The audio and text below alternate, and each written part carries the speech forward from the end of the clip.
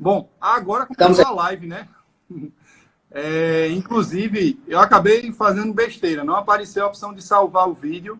Eu botei compartilhar. Eu não sei se no seu Instagram apareceu para salvar. Não sei se tem alguma coisa a ver com a quantidade de minutos ou horas que a gente fica. Mas, enfim, deixa eu recomeçar. A questão da sua pergunta foi super importante. Então, vamos lá. Vai falando que eu vou tentar aqui no computador já salvar. Vai lá. Pronto. Então, a primeira coisa, a questão do ômega 3, não se discute. Se ela já fazia uma suplementação boa de ômega 3, dava certo, tranquilo, mantém essa suplementação. Isso eu concordo com o Ícaro. Existem trabalhos na literatura que não recomendam o limite superior de 900 miligramas de DHA. Para você conseguir 900 miligramas de DHA, assim, é um valor absurdo. Mas eu sigo a recomendação da Associação Brasileira de Nutrologia, juntamente com a Federação Brasileira de Ginecologistas e Obstetras. A ingestão de ômega 3 deve conter pelo menos 200 miligramas. Então, o mínimo, a princípio, é a questão do ômega 3, é esse valor, 200 miligramas que tem nos principais guidelines. Ah, você quer fazer mais? Faça, tranquilo. Agora também acompanhe marcadores de inflamação, acompanhe os diversos tipos de colesterol. Deixa eu só acrescentar o Ícaro novamente, que ele tá caindo que só, ele está tropeçando bastante aí na conexão. Vamos lá, então ele falou do ômega 3. A questão do ácido fólico, aí eu vou pensar diferente. Felizmente eu tenho estudado bastante ácido fólico, muito mesmo, eu leio praticamente... semanalmente eu leio diversos artigos sobre o ácido fólico, e aí eu tenho que ter um papel não só, digamos assim, para as minhas, digamos, para as clientes de perfil particular, convênio, como também para a população em geral. Infelizmente ainda não dá para oferecer o metilfolato para todo mundo. Se você me perguntar que é a forma biologicamente, bioquimicamente mais adequada mais adequada para a metilação do DNA, sim, eu acho, certo?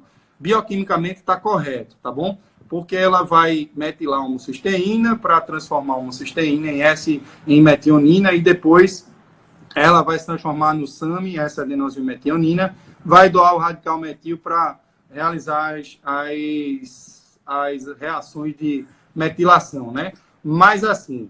Aí o pessoal começa para querer vender o produto, né? Muitas vezes começa a dizer, não, mas o metilfolato é mais natural, o ácido fólico é sintético, ele não é tão natural assim, não. O metilfolato é muito mais sintético do que o ácido fólico convencional. O ácido fólico convencional se transforma em tetrahidrofolato direto, enquanto para você chegar no metilfolato, você passa por pelo menos cinco reações que depende de algumas enzimas, como o tetrahidrofolato e a dihidrofolato, certo? Redutase.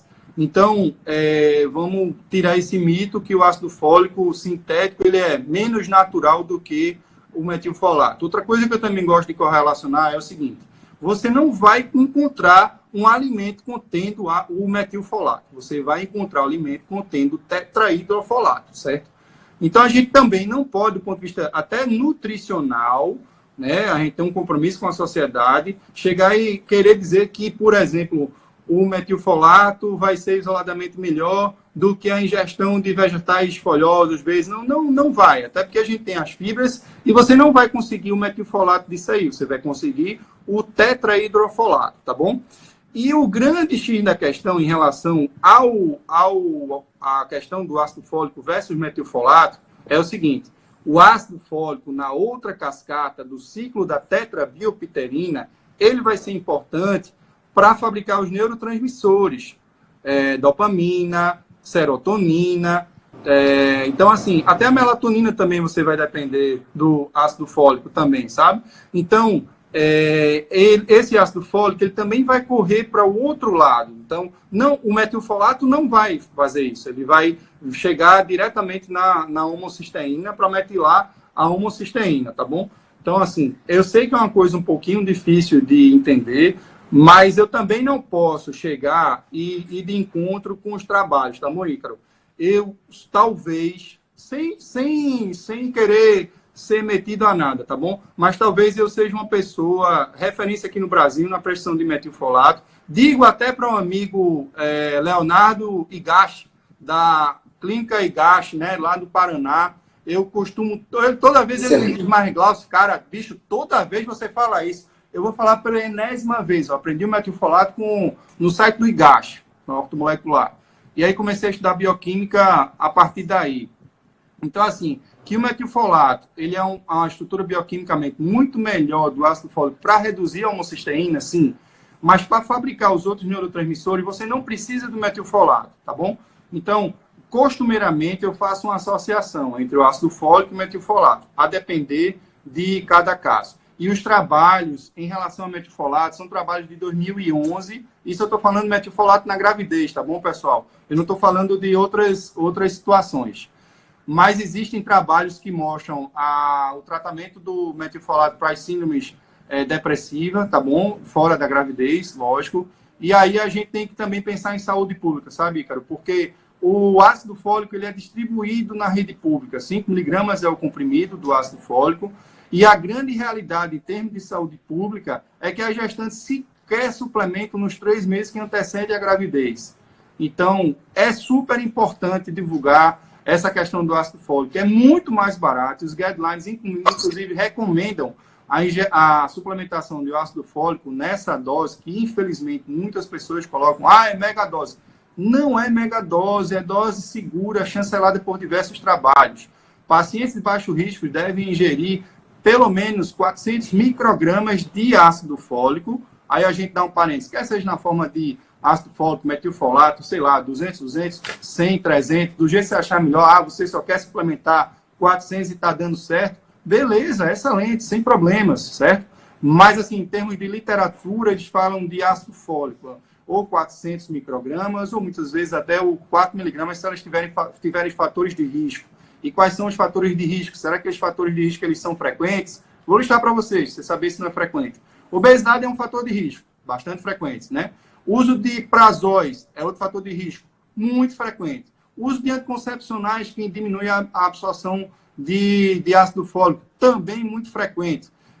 Polimorfismo genético, aí começa o X da questão, e aí a gente vai discordar um pouquinho. Porque você diz, o polimorfismo genético é muito caro você investigar. Vá perguntar para paciente que teve diversos abortamentos, que descobre que tem um polimorfismo genético, que muitas vezes vai para um hematologista com bom senso, que aí, nesse caso, depois dos antecedentes que ela tem, muitas vezes até prescreve a inoxaparina. Vá perguntar se é caro.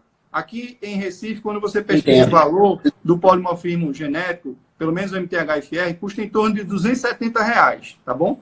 Então, isso, assim, aí isso não é caro. Porque se você analisar aqui os suplementos, dependendo de onde você comprar ou fizer, vai dar muito mais caro. Aí, assim, é bem diferente. Até porque você vai suplementar de forma diferente se tiver o polimorfismo ou não, entendeu? Mas, lógico, eu tenho um conflito de interesses, entre aspas, porque eu pego muito desses polimorfismos genéticos, tá bom? Mas, assim, resumindo, eu defendo o ácido fólico ainda, eu não tenho um rabo preso na questão do metilfolato, suplemento bastante metilfolato, só que em associação. E eu costumo até dizer, não tem que ter medo do ácido fólico. O ácido fólico está nos alimentos, tá bom? Se a gente tivesse ter medo do ácido fólico, a gente tem que ter medo de espinafre, de alface, dos vegetais folhosos, né? E aí não tem como você condenar um negócio desse. Mas a questão da estrutura bioquímica do metilfolato, ela é melhor, sem dúvida alguma, tá bom? Passando para a vitamina B12, você falou metilcobalamina. Ela também é mais ou menos a mesma questão do ácido fólico, tá bom? A metilcobalamina tem uma estrutura bioquímica melhor. Escutarem um certo vídeo que diz, se você suplementar com cianocobalamina, o radical ciano vai se transformar em cianeto, o cianeto é veneno, vai matar. Isso é conversa. Se isso aí fosse verdade, os suplementos, diversos suplementos à base de cianocobalamina, você teria um prejuízo absurdo. Seria uma pandemia o consumo de cianocobalamina se transformando em cianeto e aí tendo esses óbices, tá bom? Então, assim, isso aí também não faz sentido. É uma estrutura bioquímica melhor? Porque vai doar já o radical metil, a metilcobalamina, entendeu? Mas segue o raciocínio também do metilfolato, tá bom? Então, é bom senso. Ah, o paciente chega e diz, não, eu quero uma suplementação top das galáxias, eu quero, doutor Glaucio, uma suplementação do jeito que Ícaro gosta, assim, que tem um maior conhecimento. Aí eu vou prescrever essas estruturas, digamos assim, essas fórmulas bioquímicas de uma forma mais adequada, digamos assim. A palavra certa não é mais adequada, bioquimicamente melhor, certo? Mas a gente não tem trabalho, assim, robusto na literatura comparando esses dois tipos, tá bom?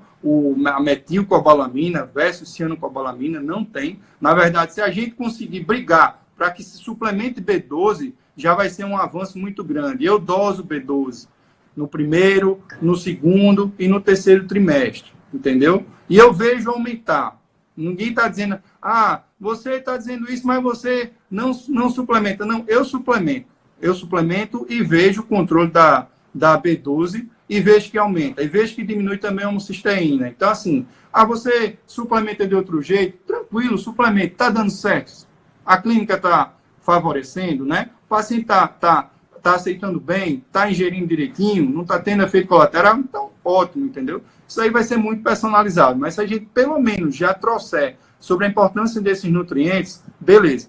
Então eu falei do ômega 3, falei do ácido fólico e o metilfolato, metilcobalamina e a própria cobalamina, oceanocobalamina. Eu não me lembro se você falou de outro nutriente nessa primeira pergunta. Sim, falta vitamina D3 e K2MK7. Perfeito, vamos lá. Vitamina D3. Eu sigo Michael Holick, certo? Existe um site, vitamina em inglês, né? Eu vou falar portuguesado para ficar mais fácil, que é o vitaminadconscio.org. Aí, no caso, fica vitamin D conscio, por aí. Eu sigo esse protocolo, eu acho que os níveis de vitamina D tem que ficar realmente por aí, 50, 60, acabem com essa história. Às vezes eu encontrei em laboratório dizendo que o nível de vitamina D, sei lá, acima de 40 é tóxico, acima de 30 é tóxico, não existe. Eu recebi um comunicado de uma determinada sociedade, engraçado, uma sociedade que avalia número, que não trata de cliente, que não trata paciente, que sugeriu que o nível adequado entre, um nível aceitável entre 20 e 30, isso é conversa. A maioria dos trabalhos sobre vitamina D enfatizam a importância de você manter níveis mais elevados. Então, isso aí a gente é bem parecido. Eu começo muitas vezes até com 7 mil, sabe, Ícaro? E de repente aumento, dependendo da necessidade, 10 mil, 14 mil. Também não tenho medo de vitamina D, não. Eu tenho medo da carência de vitamina D. Aí vamos lá.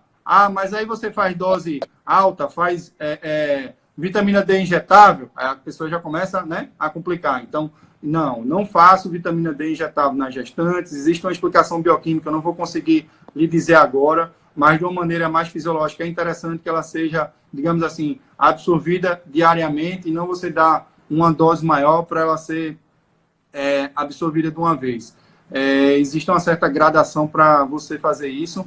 Inclusive, eu atendo muitos clientes que utilizam o protocolo de altas doses de vitamina D, e a grande verdade é que muitas vezes elas baixam, né, e mantêm os níveis ideais. Então, eu não tenho, assim, não é tanto receio que eu acompanho a clínica, mas se você puder, pelo menos deixar ali naquele nível aí que você falou, acho que você falou entre 60, 70, ou 50, 70, tá tranquilo.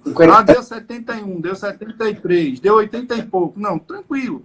O que é interessante é não exceder o nível de 100, né? Que a gente utiliza nanograma por decilitro, se eu não me engano, né? Não é um micromol por litro, acho que é isso aí, nanograma por decilitro.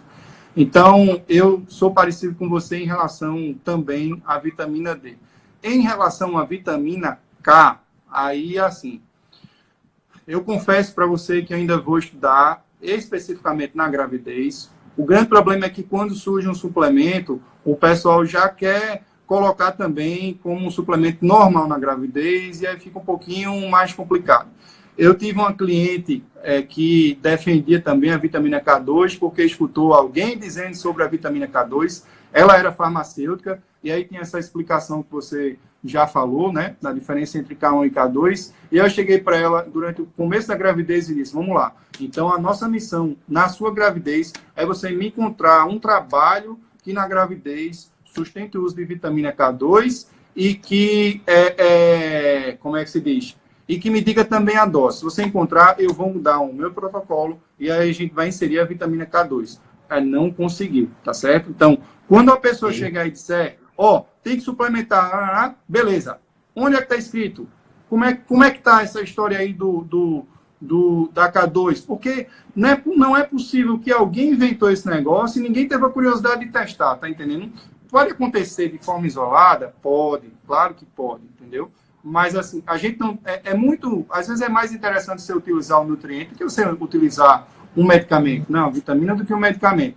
Mas é preciso ter parcimônia. Se você procurar as principais marcas de polivitaminas na gravidez, pouquíssimas vão constituir com a vitamina K. A vitamina K2, especificamente, você só vai ter suplementos de fora, sabe, Ícaro? Então, eu ainda vou reestudar isso aí, eu vou revisar esse assunto, até porque quando surge esse negócio aí, né, a gente procura estudar e encontra trabalho. Por incrível que pareça, a gente encontra trabalho. Agora, que não adianta, tipo assim, o rei da vitamina K2, né, o cara pegou e vende a vitamina K2 no seu site, e aí quer dizer que a vitamina K2 é ótima. Não é por aí, sabe? Essa é a minha opinião. É muito interessante essa live, eu sou muito, assim... nós não somos amigos íntimos, digamos assim, mas nós respeitamos demais o trabalho um do outro, né? Eu e Ícaro. A gente tem pensamento diferente, a gente não vai deixar de ser amigo por conta disso. E a discussão médica ou interdisciplinar é interessante por isso, porque a gente sabe discutir, a gente tem maturidade para discutir. Eu estou dizendo isso porque tem muita gente que diz que sabe, né? E aí quando você quer discutir, a pessoa ali retruca com arrogância, etc. e tal. É feito muitas vezes, eu coloco alguma coisa nas redes sociais, aí tem gente que quer chegar e começa a criticar, eu fico pensando, poxa, faça um post sobre o assunto e defenda. Você defende a K2? Ótimo, faça um post, entendeu? E aí a gente segue aí adiante, cita o trabalho sobre a vitamina K2, e aí a gente pode até ser que mude isso aí. Eu digo isso porque quando teve a polêmica do ácido fólico, eu fiquei me coçando. Um bocado de gente começou a falar mal do ácido fólico para uma população carente que a gente tem, uma epidemia de Zika, né, que é a questão do sistema nervoso central com a microcefalia, e de repente um fantasma, um monte de gente deixou de tomar ácido fólico. Então isso foi muito mais danoso. E eu, caramba, dava vontade de você até responder nos posts das outras pessoas. Foi o que eu fiz. Comecei a fazer um monte de posts sobre ácido fólico. Estudei bastante, entendeu? Então, é mais ou menos isso. Então, esse assunto, vitamina K2, eu desafio, assim, desafio é uma palavra um pouquinho forte, mas eu até peço trabalhos, eu não vou pedir aqueles estudos duplo cego, prospectivos, randomizados, né, populacionais, mas eu queria referência maiores sobre vitamina K2. E não se surpreendam, um dia desse uma paciente chegou com polivitamínico que tem um monte de vitaminas e minerais, né? Tudo numa dose maior do que o habitual que a gente encontra, inclusive com fitoterápicos, né? E aí eu fui analisando de um por um. Por incrível que pareça, vários micronutrientes presentes na fórmula não tem trabalho, entendeu? Então, tem coisas que também não dá para a gente chegar e dizer nos Estados Unidos é melhor, na Inglaterra é melhor, na França é melhor. Não, peraí. Qual é a nossa realidade? A gente está falando de que paciente, sabe? Se a gente começar a investigar, pelo menos as nossas clientes, até a questão da saúde populacional, qual é o nível de vitamina B12 na nossa população? A gente se baseia no IDR de onde, pelo amor de Deus? É completamente diferente a questão nutricional aqui no Nordeste, particular em Pernambuco, do que é em Brasília, entendeu? Cadê que a microcefalia chegou em Brasília? Por que não chegou? A microcefalia não chegou em Brasília. Tá entendendo? Porque a gente tem, muitas vezes, a questão do alto risco em obstetrícia é muito mais aqui no Nordeste do que aí na região Sul-Sudeste, entendeu? São condições de vida, tá entendendo? Condições de vida ruins vão trazer resultados adversos também. Então, é por isso que a gente tem que ter uma parcimônia também em relação à questão dos suplementos. E eu quero mais trabalho sobre a vitamina K2. Realidade de 25 de fevereiro de 2020, disserem alguma coisa diferente, citarem algum trabalho, eu prescrevo, entendeu? Vou ser o primeiro a prescrever a vitamina K2. Pode ter certeza. Perfeito. Glaucio, eu queria sugerir o seguinte, como adiantou bastante, a gente vai ter que mesclar 2 lives aí para fazer esse vídeo. Eu queria sugerir que a gente, no final de semana que vem, voltasse, mas que ao longo dessa semana nós conversássemos e talvez até fizéssemos um post conjunto novamente, quais suplementos elas gostariam de ouvir, não fitoterápicos, porque a gente sabe que não dá para prescrever fitoterápico à torta e à direita para gestante, a maioria não tem índice de segurança, né? Tem muitos que tem, Ícaro. Ó, eu vou falar igual a você, tá bom? Se você procurar no meu site, drglaucio.com.br/fitoterapia, tem um trabalho muito legal que fala sobre os fitoterápicos que você pode utilizar na gravidez, entendeu? Então, a gente tem trabalho que fala sobre o ácido alfa-lipoico, hematoma subcoriônico, passiflora também, salix alba. A gente tem diversos fitoterápicos que podem ser utilizados na gravidez. Agora, lógico, né? Não pode ser tipo assim, modinha, né? Você vi que esses fitoterápicos eles são permitidos. Então, já que esses fitoterápicos são permitidos, eu vou prescrever à torta e à direita. Não é por aí, entendeu? Mas lá no site tem os fitoterápicos que são permitidos na gravidez, tá bom, e os que são proibidos. E os que não têm estudos, tá bom? Isso aí está crescendo, a questão dos fitoterápicos, sabe, Ícaro?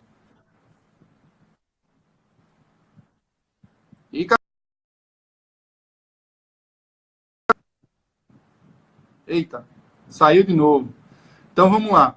Eu tenho aqui algumas perguntas que foram realizadas nos comentários do Instagram. Ícaro está voltando. Estou adicionando ele.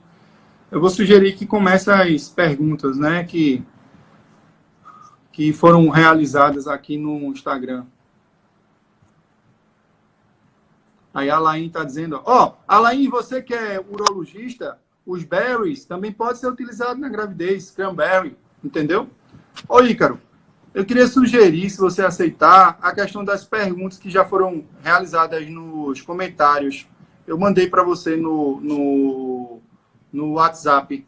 Eu não sei se você tem como ler as perguntas, que eu acho que dá para a gente fazer um bate-bola rápido, sabe? Eu acho que o Ícaro está com um problema aí na conexão. Tá tudo bem, Ícaro? Tá respondendo aí. Quer continuar respondendo? Vou responder. Como é que tá a situação, Ícaro? Tá tudo ok, mas agora eu tenho que buscar minha esposa aniversariante, né? Na igreja dela que terminou. E eu depois peço com você para a gente complementar essa live. Tudo bem? Tranquilo. Eu vou responder as perguntas que foram realizadas aqui nos comentários das minhas publicações. E aí, queria agradecer aí a oportunidade. Vamos ver se a gente continua essa live, que é super importante. Tem muita coisa para a gente falar aí. E foi um prazer aí conversar com você, meu amigo. Espero que a gente repita aí essa dobradinha. Eu admiro demais o seu trabalho, você sabe disso. Eu, inclusive, estou escrevendo, não. O livro já está escrito. Eu já estou revisando pela 1000ª vez e seu nome está lá citado como uma das pessoas que mais inspiraram a minha ruptura de paradigmas por incentivar tanto a mudança de hábitos. Então, muito obrigado. Continue aí nessa luta. Você sabe que eu sou um defensor seu, um defensor da mudança de hábito, porque foi isso aí que fez a diferença na minha prática médica obstétrica. Tá bom? Bom, eu só tenho a agradecer pelas palavras e pela envergadura de um profissional como você, que, além de tudo, é humilde, sabe, presta um trabalho, um serviço à população em nível mundial, que é digno de nota. Eu que agradeço por ter aceito o convite, e a gente vai conversando ao longo da semana para fazer uma live ainda mais relevante para a população em breve, tá? Obrigado por continuar absorvendo a dúvida das pessoas aí, respondendo. Pena que eu não possa ficar, mas depois eu vou compartilhar o vídeo completo no meu canal também, de forma que a visibilidade seja alcançada desse conteúdo que vai ajudar tanta gente, tá bom? Tranquilo. Um abraço. Falou. Um abraço, irmão. Bom, eu vou continuando aqui, tendo algumas perguntas que foram realizadas aqui nos comentários dos posts, conforme a gente já prometeu. Então, tem uma pergunta aqui da Andresa Papini. Gostaria de saber sobre o uso de ômega 3 na pré-concepção. O ômega 3 é uma gordura boa, né? Pode ser utilizado tanto na gravidez como fora da gravidez. É importante seguir a recomendação do profissional que lhe acompanha, sem problema algum. A Associação Brasileira de Nutrologia recomenda pelo menos a suplementação de 200 miligramas de EPA ou DHA na gestação. Fora da gravidez você pode fazer mais. Na verdade, até na gravidez você pode fazer mais. Alguns trabalhos sugerem que não se exceda os 900 miligramas, tá bom? Daiane Vigas.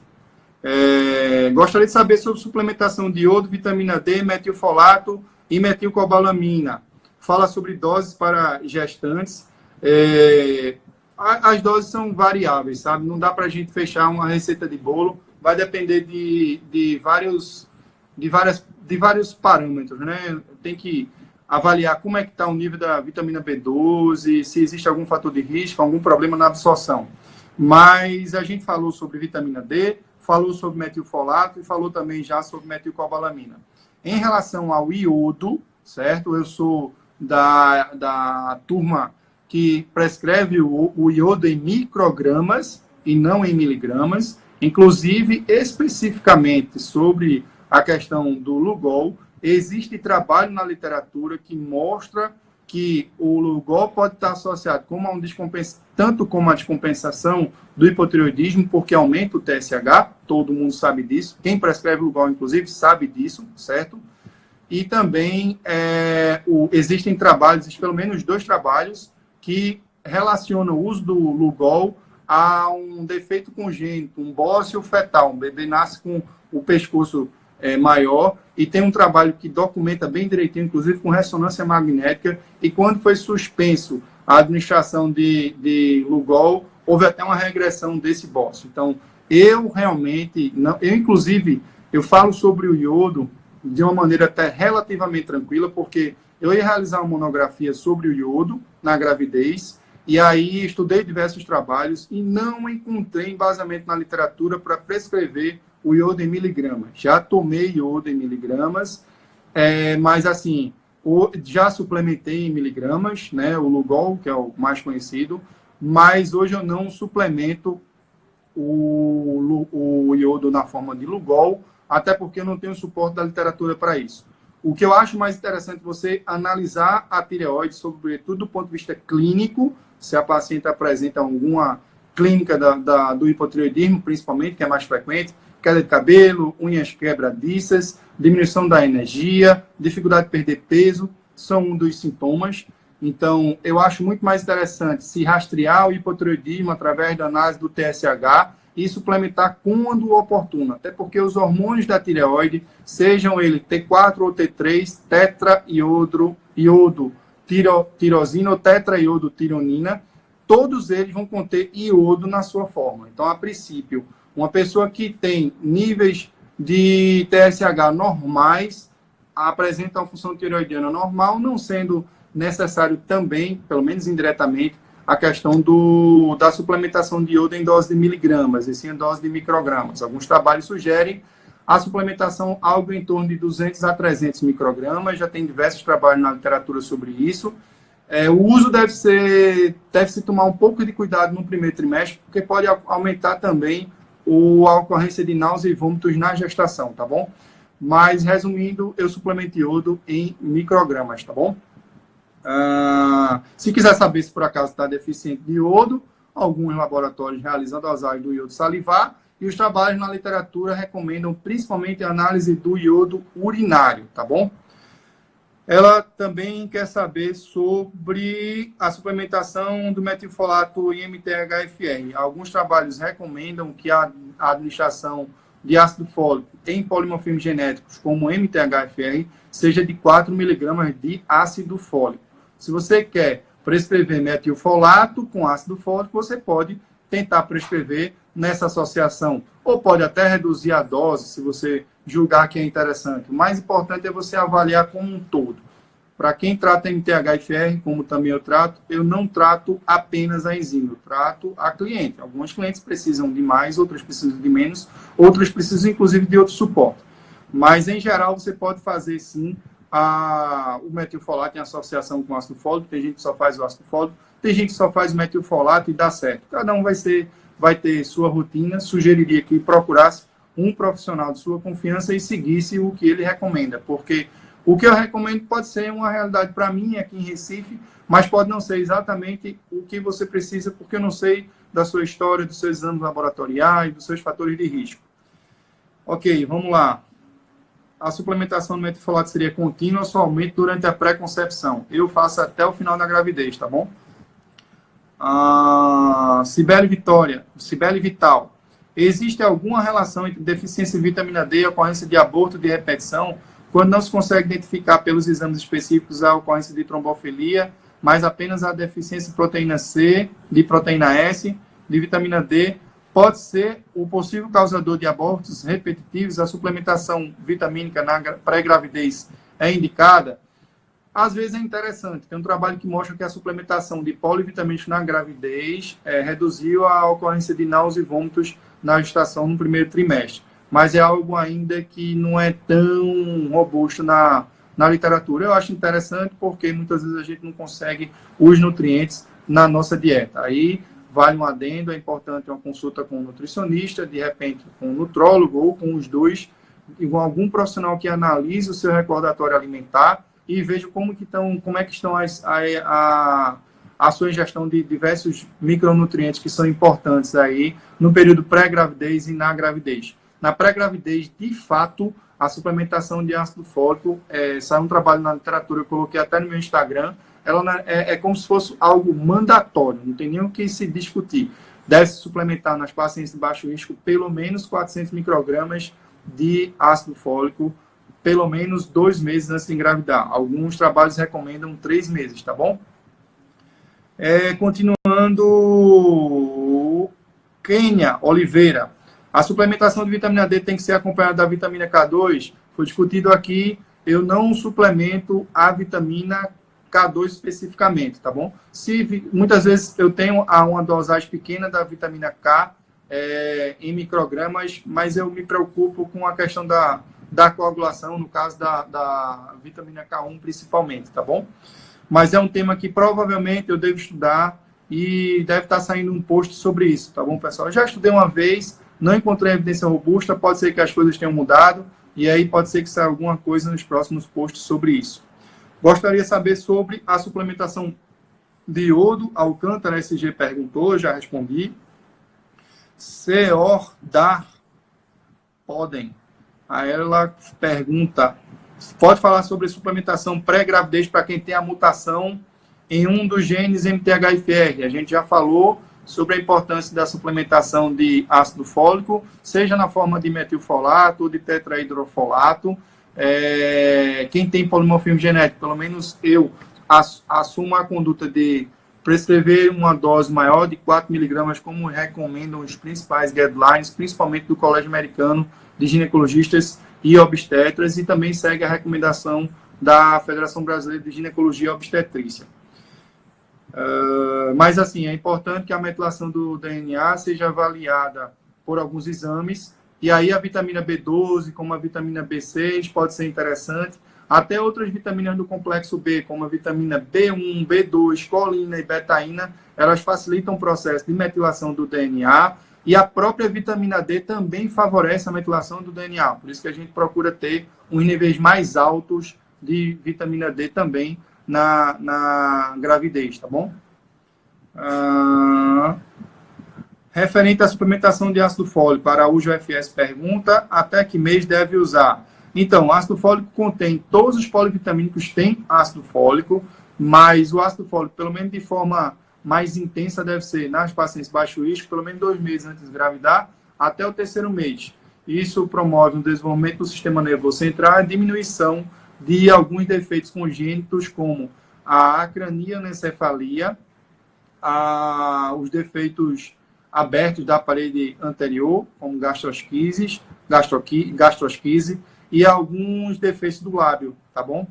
Você também pode ter o lábio leporrino por deficiência de ácido fólico.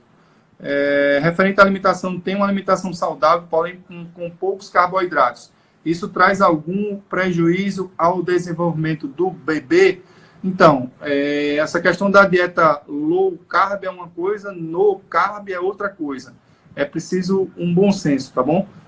Aí é coisa de algo sobre recordatório alimentar, né? Como é que está a sua ingestão de carboidrato? Porque esse negócio da gente dizer, não, pouco carboidrato, mas depende. Se você tira o carboidrato refinado, você está promovendo até muitas vezes o que o próprio guia alimentar recomenda, né? Os alimentos in natura. Você vai tirar o carboidrato refinado. Então, bom, vai ter que analisar direitinho como é que está a tua alimentação, tá bom? E até a sua composição corporal. Se você tem um excesso de tecido adiposo, esse tecido adiposo ele pode ser formado a glicose através de neoglicogênese, né? E aí você vai ter a quebra da gordura e facilitar a sua composição corporal. Eu tenho clientes que emagrecem durante a gestação, entendeu? E com o desenvolvimento do bebê normal, porque na verdade elas estão melhorando a alimentação. E muitas vezes quando tem um excesso já de gordura, essa gordura ela é convertida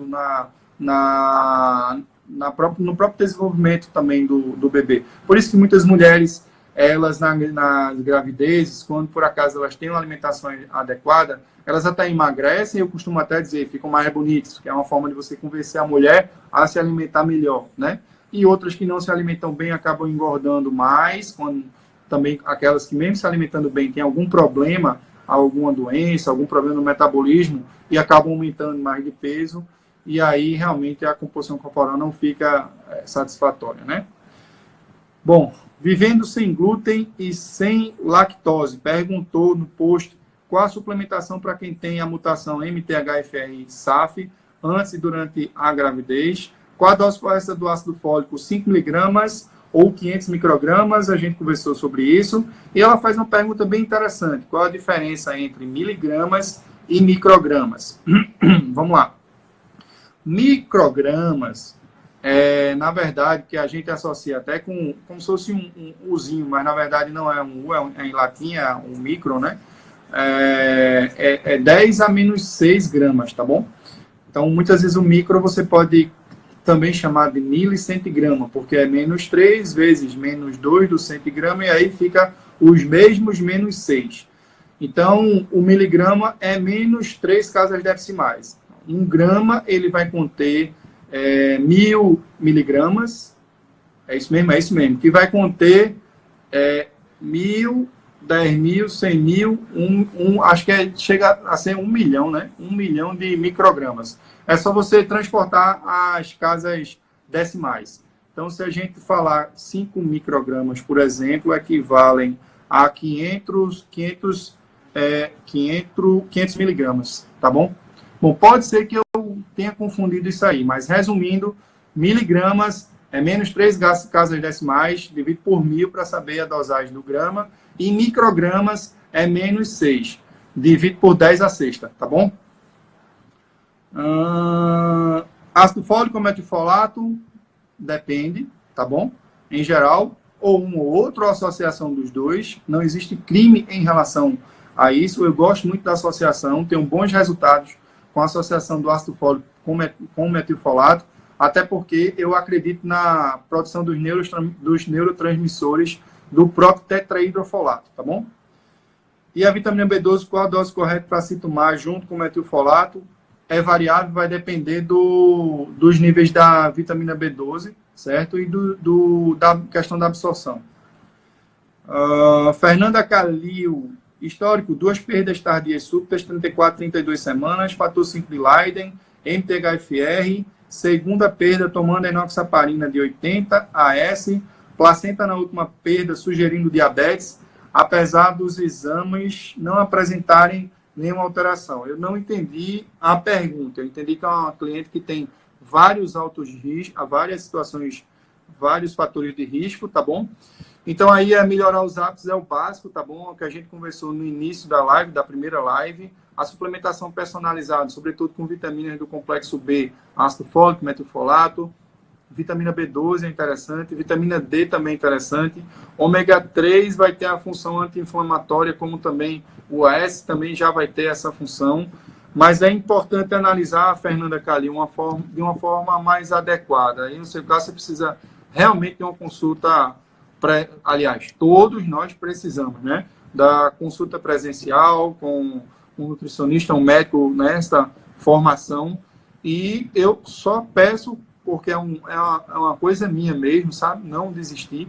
Eu só peço que você continue insistindo, porque o seu bebê arco-íris, ele deve chegar. E aí você vai realmente agradecer a Deus e vai também ficar extremamente feliz por ter persistido. Eu não sou do time que orientam desistir. Não, eu não desisto, tá bom? Eu só acho que vale a pena desistir se não for uma luta boa de se lutar. Então, eu tenho casos semelhantes ao seu, de perdas no final da gravidez, tá bom?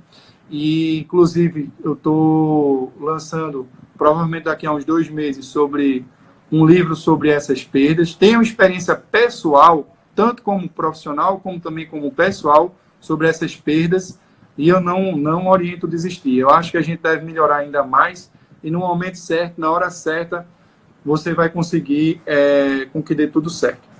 Ana Fábia Rosa, boa noite. Perdi 2 gestações em menos de 1 ano, fiz exame para saber o motivo e nada constou. Fiz uso de ácido fólico por 8 meses antes de engravidar, pela primeira vez, e não interrompi até engravidar. De novo, 4 meses depois. Será que existe algum outro suplemento, alguma outra dieta que se deve seguir para que não ocorra isso? Então, você precisa de uma consulta presencial para analisar todos os seus exames. Às vezes a gente diz, mas eu fiz todos os exames. Não fez. A quantidade de exames que a gente tem é enorme. E a grande realidade é que quase nunca a gente faz os diversos exames. Por exemplo, trombofilia agora que está sendo pedido cada vez mais os exames. As pessoas têm mais consciência da importância de você rastrear, né, muitas vezes. E a gente tem identificado alguns fatores de risco e corrigido isso aí.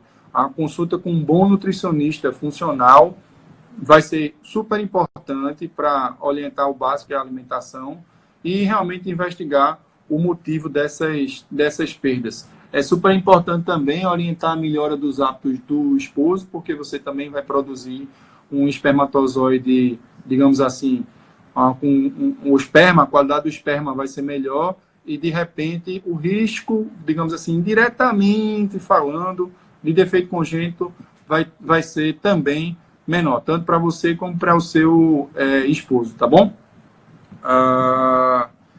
Bom, essas foram as perguntas que a gente tinha prometido de responder, tá bom, pessoal? Eu sei que teve um monte de gente aí que já fez pergunta, mas não vai dar para voltar.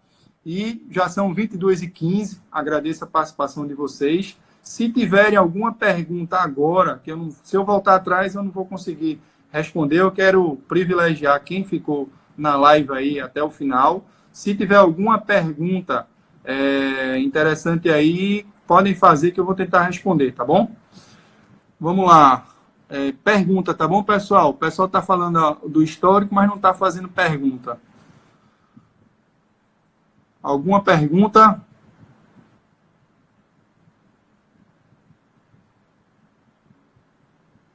Bom, tem uma pergunta aqui, mas e o do outro post? Do outro post eu acho que está na minha live, tá bom?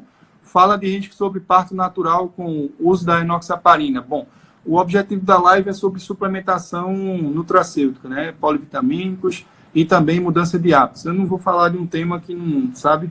E assim, parto natural, não vejo problema. Risco de parto natural com uso da enoxaparina. Bom, eu vou comentar só um pouco. O parto é da cliente. Se ela quer um parto natural, que ela tenha um excelente parto natural. Se ela quer um parto cesariano, que ela tenha uma cesariana também humanizada, tá bom? Eu não discuto via de parto. Parto é da cliente, certo? Eu não acho... É um assunto, digamos assim, bem interessante. A questão do parto, a gente lutar sempre pelo parto humanizado, independente da via de parto, tá bom? Mas eu não acho que parto normal é um excelente, né? Não tem o que discutir. Em geral, é o melhor para a mulher, né? E a cesariana, dependendo do caso, dependendo do quadro clínico da paciente, dependendo da escolha da mulher, também pode ser uma boa opção. Para mim, a obstetrícia não tem nada mais gratificante do que a satisfação de realizar um parto normal, sem nenhuma intervenção, sem nenhuma sutura, né? E, obviamente, quando você também tem um bebê saudável. Não adianta você ter um parto excelente, sem nenhuma sutura, e um bebê ter algum problema. Então, eu mesmo gosto de monitorar bem o trabalho de parto, utilizo a ultrassonografia intraparto, como muitas vezes vocês já sabem, por também atuar na área de medicina fetal. Mas vamos voltar para o assunto de suplementação nutracêutica. Liliane, você me enrolou, viu? Patixiabai. Melatonina na gravidez pode? Então, uma vez eu li sobre melatonina na gravidez, não é que seja um suplemento nutracêutico de rotina, tá bom? Até porque no começo da gravidez a mulher tem muito sono, é como se fosse uma coisa fisiológica. A mulher, a produção de melatonina é aumentada no começo da gravidez, principalmente, mas a melatonina faz parte do nosso corpo, né? Não é algo que a gente deva ter medo, não. A gente tem que ter medo de produto industrializado, né, de substâncias tóxicas, de refrigerante, tá bom? Sobre ansiolíticos na gravidez, bom, aí é remédio, né? O ansiolítico é prescrito, em geral, pelo psiquiatra e ele vai colocar na balança, porque inclusive, eu tenho muito mais medo de um distúrbio de ansiedade, depressão não tratado, ou, entre aspas, maltratado, do que o uso dessas substâncias. Lógico que alguns ansiolíticos, inclusive, diminuem a metilação do DNA, e aí a suplementação de ácido fólico, ela muitas vezes deve ser mais intensa nesses casos, tá bom, Maia Leonoli? E as vitaminas do complexo B também vão ajudar na metilação do DNA, e como eu já falei, ajuda na produção dos neurotransmissores. Existe um trabalho bem legal, não na gravidez, mas sobre a importância da suplementação nutracêutica em distúrbio de ansiedade. Eu publiquei lá no site, em algum lugar lá do meu Instagram também tem. Deise Pérez, aromaterapia pode usar na gestação? Óleo essencial de hortelã causa má formação? Eu acho que hortelã não tem nenhum problema na gravidez, mas eu sugiro que você procure lá no drglaucio.com.br/fitoterapia. Eu vou tentar pesquisar aqui agora para você. Fitoterapia. E aí eu vou ver se tem alguma coisa sobre o hortelã. Mas eu acredito que não. Deixa eu só ver aqui. Deixa eu só entrar aqui, tá bom? Tá entrando, vamos pesquisar, ver se tem alguma coisa sobre o hortelã. Pronto. O hortelã pode ser usado também, deixa eu ver. 233. Aqui a princípio não tem nenhum problema. Abaixo, os fitoterápicos. Pode ser utilizado hortelã pimenta, que é a menta piperita. Gripe, tosse, azia, inchaço, flatulência, dor abdominal. Pode sim ser utilizado na gravidez, tá bom? É considerado um fármaco seguro, o hortelã pimenta. Não vou saber o outro aí. A gente vai ter que avaliar aí com calma, tá bom? Olha, bom, vamos lá. Gabi Alcântara, Nutri, deficiência de zinco na gestação em relação com alergias alimentares. Um tema bem específico, né, Gabi? A suplementação de zinco, ela é interessante na gravidez. Quase todos os polivitamínicos têm zinco na sua composição. Existe uma relação entre zinco e cobre que a gente também deve preservar. Quem estudou ortomolecular sabe dessa importância, e o zinco também é cofator de diversas reações bioquímicas. Eu não sei te dizer especificamente sobre a questão de alergia alimentar. Você, como nutricionista, certamente sabe muito mais do que eu sobre isso. Sugiro até que faça um post sobre isso. Fiquei curioso e me marque, que vai ser um prazer estudar também sobre isso, tá bom? Suplementação do cálcio no segundo trimestre.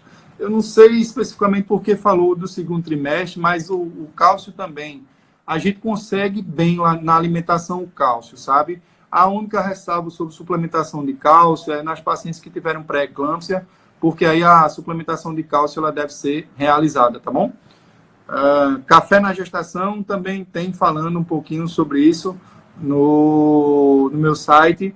A gente deve diminuir um pouco a ingestão de café, tá bom? Se eu não me engano, é algo em torno de uma xícara e meia de café. Mas a gente tem que ter mais cuidado com a questão da cafeína, tá bom? E principalmente o que é que você coloca dentro do café. Alguns adoçantes, eles podem ser prejudiciais, e o açúcar também É feito, eu costumo dizer para muitas clientes, você não está tomando café, você está tomando açúcar com café, né? É impressionante. Quando você deixa de ingerir o açúcar no café, você percebe que o mundo todo, quando você pega esses cafés já adocicados, né, você vê, caramba, é muito doce. Paula Venuto, 38 anos, o que fazer para não perder o sonho de engravidar? Bom, aí depende do caso, sabe, Paula? Eu não sei exatamente qual o seu problema, né? O que não, para não perder o sonho de engravidar. Não desistir é a primeira coisa, né? Nunca desistir, certo? Ir atrás dos seus sonhos. Sonhos se tornam realidades quando a gente vai e busca, né, esse sonho. Vá com fé, vá com determinação, procure bons profissionais e você chega lá com certeza. Michele perguntou sobre os melatonina, eu já falei. Fale sobre, aí não tem nada. Quais os chás que estão liberados? Carti Carvalho. Tem lá no site, pesquisa fitoterapia, e aí tem alguns fitoterápicos que podem ser utilizados e alguns chás, tá bom? Eu sigo o último guideline, eu acho que foi até final de 2017, não sei se foi de 2018. Tomo Clexane, algum risco no parto? Sim, é por isso que o Clexane deve ser interrompido pelo menos 12 horas antes de qualquer parto, tá bom? Seja normal e principalmente se for cesariano. Você indica fitoterápicos? Sim, indico fitoterápicos sobre todos os listados lá no site que eu já falei aqui várias vezes. Café atrapalha na absorção das vitaminas e suplementos? Sim, café atrapalha. Café atrapalha até a absorção do hormônio tireoidiano, que controla simplesmente todo o nosso metabolismo. A gente tem que tomar bastante cuidado. A ingestão de café à noite pode prejudicar o seu sono e prejudicar o sono na gravidez. Pode trazer também diversos malefícios na sua gestação. Vitamina D tem relação direta com pré-eclâmpsia. Eu já li trabalhos na literatura que associam baixos níveis de vitamina D e pré-eclâmpsia, até porque também vai estar associada com obesidade e síndrome metabólica. Então, muito cuidado com a questão da vitamina D na gravidez. É importante suplementar. Cálcio, a gente já falou, né, sobre o cálcio. Existe a questão da dose, né, do cálcio. Tem gente que recomenda 500 miligramas, tem gente que recomenda 1 grama de cálcio.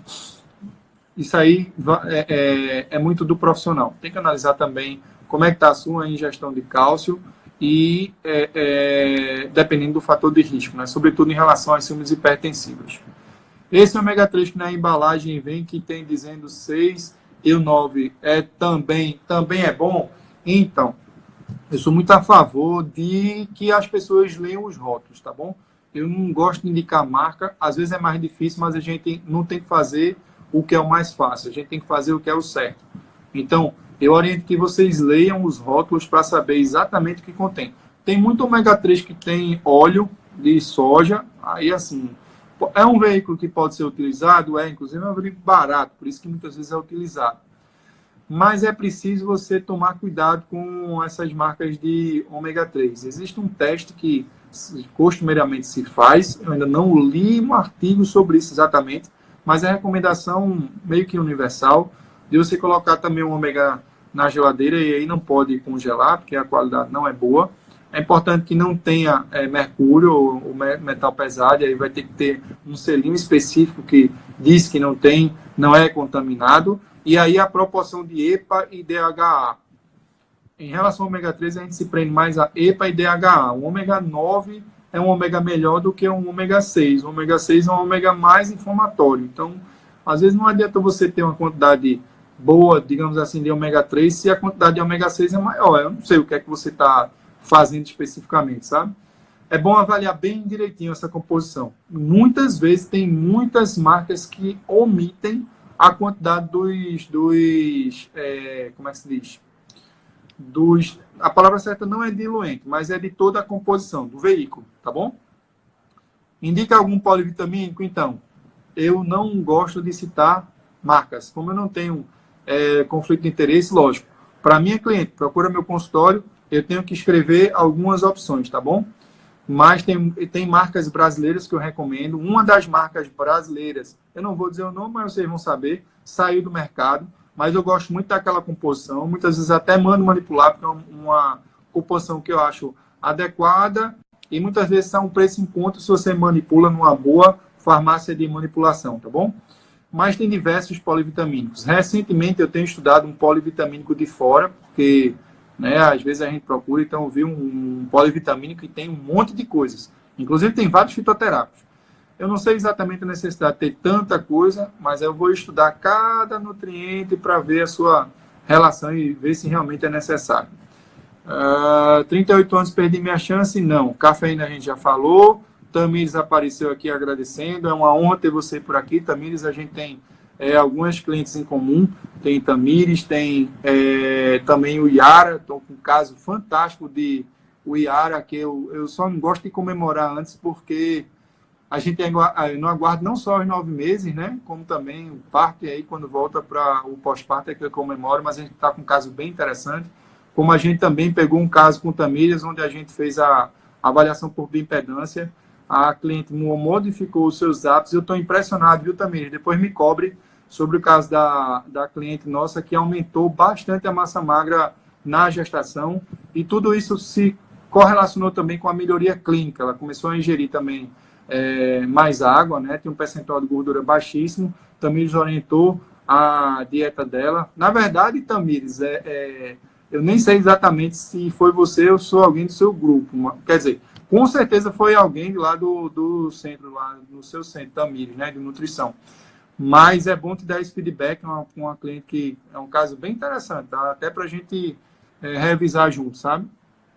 Paciente com SOP pode praticar atividade física na gravidez? Na gravidez, inclusive, a gente esquece esse negócio de SOP, sabe? Até porque para ter gravidade tem que ter normalmente o folículo ovulatório, e aí esse ovário vai deixar de ser policístico. É certo que a gente pega, eu mesmo que tenho muitos partos e que também de vez em quando tem as cesarianas, e a gente observa alguns ovários com aspectos policísticos.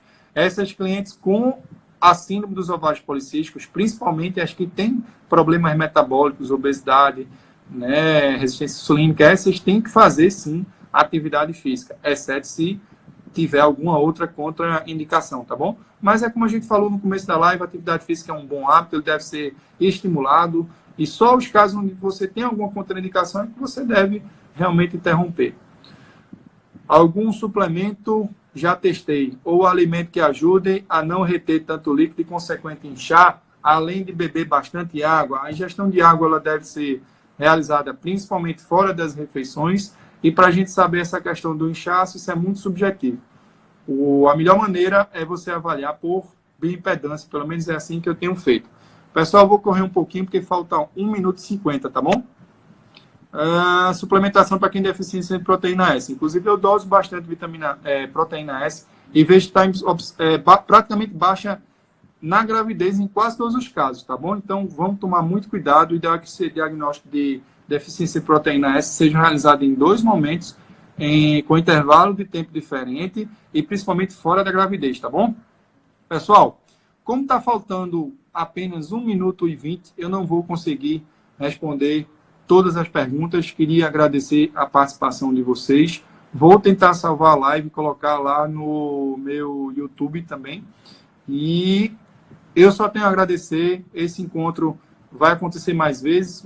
Eu até estava um pouquinho fora aí das lives, mas é porque é tudo muito intenso, sabe? Quando tem muito parto, eu não consigo estar aqui na live aí conversando com vocês. E graças a Deus que a gente tem esses partos, esses bebês vitaminados e abençoados, como eu gosto de falar.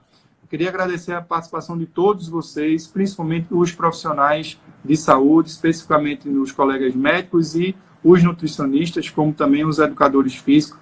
Espero que tenham gostado. Aqui a gente não tem nenhuma vaidade para dizer o que é o certo, né? Pelo contrário, a gente estuda para tentar chegar lá. E se por acaso alguém tiver alguma outra dúvida específica, manda um comentário, vou tentar responder na medida do possível. De qualquer forma, está faltando 15 segundos. Meu muito obrigado a todos. Uma excelente semana para todos vocês. Obrigado, fiquem com Deus e até a próxima.